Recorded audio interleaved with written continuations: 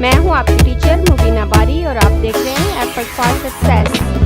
मज़ीद वीडियोस और अपडेट के लिए आप हमारी वेबसाइट विजिट कर सकते हैं। उसके अलावा आप हमें हमारे फेसबुक पेज पर भी फॉलो कर सकते हैं।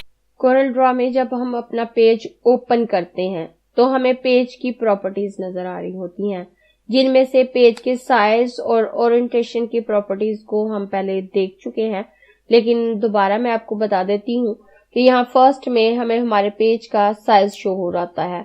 जब हम अपने पेज को ओपन कर रहे होते हैं तो हमारे पास ओपन डॉक्यूमेंट डायलॉग बॉक्स आता है, वहां पे भी हमें साइज सेट करने का ऑप्शन दिया होता है। हम वहां से साइज सेट कर लेते हैं, नहीं करते तो हम यहाँ से कर सकते हैं कि जो साइज हमने लिया है, अगर उसके अलावा हम कोई साइज लेके काम करना चाहते हैं तो हम इस ऑप्शन पे क्लिक करें तो यहाँ हमारे पास डिफरेंट साइज दिए हुए हैं। मैं इस स्क्रॉल बार को नीचे करके देखूं तो नीचे भी मजीद साइज है, तो यहाँ से हम कोई भी साइज लेकर उस पे वर्क कर सकते हैं। उसके बाद में नेक्स्ट आऊं तो ये हमारे पेज की विड्थ और हाइट है। जो साइज हमने यहाँ पे सिलेक्ट किया होता है, ये विड्थ और हाइट उसी के मुताबिक होती है कि हमने कितनी विड्थ का पेज लिया हुआ है और कितनी हाइट का। उसके बाद हमारे पेज की ओरिएंटेशन है। यहाँ से हम सिलेक्ट कर सकते हैं कि हम अपने पेज की ओरिएंटेशन को पोर्ट्रेट रखना चाहते हैं या लैंडस्केप। अगर हम अपने पेज को खड़े स्टाइल में रखते हैं और इसकी हाइट को ज्यादा और विड्थ को कम रखते हैं तो वो पोर्ट्रेट स्टाइल है, और अगर हम अपने पेज को लटा देते हैं, इसकी विड्थ ज्यादा और हाइट कम रखते हैं तो वो लैंडस्केप साइज है। इस वक्त हमारा पेज पोर्ट्रेट है और अगर मैं लैंडस्केप पे क्लिक करती हूँ तो ये लैंडस्केप हो जाएगा, और अगर मैं पोर्ट्रेट पे दोबारा क्लिक करती हूँ तो ये पोर्ट्रेट हो जाएगा। उसके बाद नेक्स्ट ऑप्शन हमारे पास ऑल पेज और करंट पेज ओनली का है। तो इसके लिए मैं मजीद कुछ पेज ले लेती हूँ। मैं यहाँ पे 3 पेज ले लेती हूँ, और अगर मैं अपने पेज का साइज चेंज करना चाहूँ या अपने पेज की ओरिएंटेशन चेंज करना चाहूँ तो मैं यहाँ से डिसाइड कर सकती हूँ कि मैं जिस पेज पे मौजूद हूँ मुझे जस्ट उसकी ओरिएंटेशन को चेंज करना है या तमाम पेजेस की। और इस वक्त मैं पेज 1 पे मौजूद हूँ और यहाँ से मैं अपने पेज के साइज को चेंज कर देती हूँ। मैं इसके साइज को चेंज करके बिजनेस कार्ड कर देती हूँ।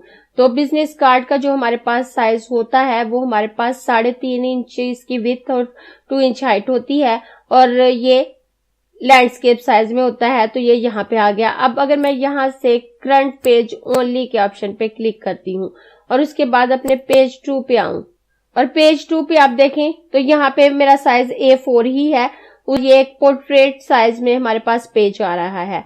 और मैं दोबारा पेज 1 पे आती हूँ तो आप देखें यहाँ पे बिजनेस कार्ड शो हो रहा है और यहाँ पे इसका स्टाइल लैंडस्केप है। अब मैं दोबारा यहाँ से साइज चेंज करूंगी।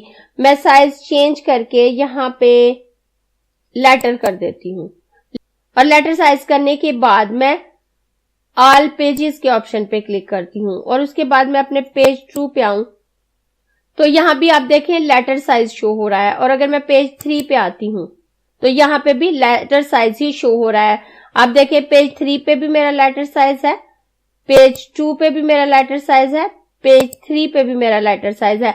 अगर मैं जो चेंजिंग करना चाहती हूँ उसको जस्ट एक पेज पे अप्लाई करना चाहती हूँ तो मैं करंट पेज पे सिलेक्ट कर लूंगी, और अगर मैं उसको तमाम पेजेस पे अप्लाई करना चाहती हूँ तो ऑल पेजेस सिलेक्ट कर सकती हूँ।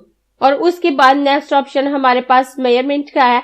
यहाँ से हम डिसाइड कर सकते हैं कि जो पेज हम ले रहे हैं उसकी मेजरमेंट को हमने इंचेस में शो करना है, उनको मिलीमीटर में शो करना है। यहाँ डिफरेंट स्केल दिए हुए हैं, इसमें से जिस स्केल को मैं चाहूँ सिलेक्ट कर सकती हूँ। और उसके बाद नेक्स्ट ऑप्शन हमारे पास नज डिस्टेंस का है। इस ऑप्शन से हम अपने ऑब्जेक्ट को थोड़ी सी मूवमेंट दे सकते हैं, जितनी हम सिलेक्ट करेंगे उसी के मुताबिक वो मूव करेगा। अगर मैं यहाँ पे एक रेक्टेंगल ड्रॉ कर लूं और रेक्टेंगल ड्रॉ करने के बाद मैं चाहती हूँ कि मैं इसके थोड़ी मूवमेंट दूं, तो उसके लिए मैं यहाँ से इस ऑप्शन से इस डिस्टेंस को कम या ज्यादा कर सकती हूँ। अगर मैं इस डिस्टेंस को ज्यादा करके यहाँ से 5 कर देती हूँ और यहाँ साइज सिलेक्ट करने के बाद अपने ऑब्जेक्ट को सिलेक्ट करती हूँ और अपने कीबोर्ड से राइट एरो की प्रेस करूँ तो आप देखिए मेरा ऑब्जेक्ट मूव कर रहा है उसी डिस्टेंस के मुताबिक जो मैंने सिलेक्ट की थी। और अगर मैं लेफ्ट एरो की प्रेस करूं तो ये लेफ्ट साइड पे मूव करेगा, और अगर अप एरो की प्रेस करूं तो ये ऊपर की तरफ मूव करेगा और डाउन एरो की से ये नीचे की तरफ मूव करेगा। इस तरह से मैं बिल्कुल इसे एक्यूरेट मूवमेंट कर दे सकती हूँ। नॉर्मली जब हम उसे उठाकर ऐसे रखते हैं तो हो सकता है हमारे माउस का कर्सर थोड़ा अप एंड डाउन हो जाए और इसकी मूवमेंट में थोड़ी सी चेंजिंग आ जाए, लेकिन इससे बिल्कुल एक्यूरेट मूवमेंट होती है, सिर्फ उतने डिस्टेंस पे जितना आप इसे यहाँ से सिलेक्ट करते हैं। और उसके बाद नेक्स्ट डुप्लीकेट डिस्टेंस का ऑप्शन है।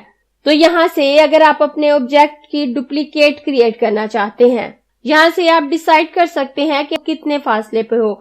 मैं यहाँ से जो फासला सिलेक्ट करूंगी उसी के मुताबिक इसकी डुप्लीकेट कॉपी आ जाएगी। डिस्टेंस सिलेक्ट करने के बाद मैं अपने ऑब्जेक्ट को सिलेक्ट करूंगी और सिलेक्ट करने के बाद मैं एडिट मेन्यू में आऊं तो यहाँ डुप्लीकेट का ऑप्शन है, और या फिर अपने कीबोर्ड से कंट्रोल डी प्रेस करके मैं डुप्लीकेट कर सकती हूँ। अगर मैं इस पे क्लिक करूं तो आप देखें जो फासला मैंने सिलेक्ट किया था उसी के मुताबिक मेरी डुप्लीकेट कॉपी आ गई। यहाँ मैंने वाई एक्सिस पे इसका फासला 0.25 इंच जबकि एक्स एक्सिस पे इसका फासला 1.25 सिलेक्ट किया था, तो उसी के मुताबिक इसकी डुप्लीकेट बन के आ गई। अब दोबारा अगर मैं इसको सिलेक्ट करके कंट्रोल डी करती हूँ तो मजीद इसकी डुप्लीकेट बन जाएगी। इस तरह से उसी फासले पे इसकी डुप्लीकेट बनेगी जो कि मैं सिलेक्ट करूंगी। मैं इन एक्स्ट्रा कॉपीज को डिलीट कर देती हूँ और उसके बाद नेक्स्ट इस ऑप्शन हमारे पास है treat all object as field. जब हम अपना ऑब्जेक्ट लेते हैं तो वो फिल नहीं होता, हमारे पास आउटलाइन होती है, और अगर हम उसमें कलर फिल नहीं करते तो हम जब तक उसकी आउटलाइन पे क्लिक नहीं करते वो सिलेक्ट नहीं होता।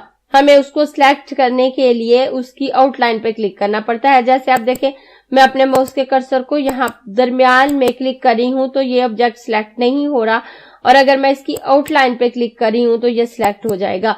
और अगर मैं इसमें कलर फिल कर देती हूँ और उसके बाद मैं इसके दरमियान में क्लिक करूँ तो ये सिलेक्ट हो जाएगा क्योंकि अब ये फिल हो चुका है। लेकिन मैं इसकी फिलिंग को दोबारा खत्म कर देती हूँ, और अगर मैं चाहती हूँ कि मेरी फिलिंग ना हो उसके बावजूद मेरा ऑब्जेक्ट दरमियान में क्लिक करने पे सिलेक्ट हो तो मैं treat all object as a field पे क्लिक कर दूंगी। जब मैं इस ऑप्शन पे क्लिक कर दूंगी तो उसके बाद मेरा ये ऑब्जेक्ट एज ए फील्ड ही ट्रीट होगा। अब अगर मैं इसके दरमियान में क्लिक करूं तो ये सिलेक्ट हो जाएगा। अगर आपको ये क्लास पसंद आई है तो लाइक कीजिए, अपने दोस्तों के साथ शेयर भी कीजिए ताकि वो भी सीख सके।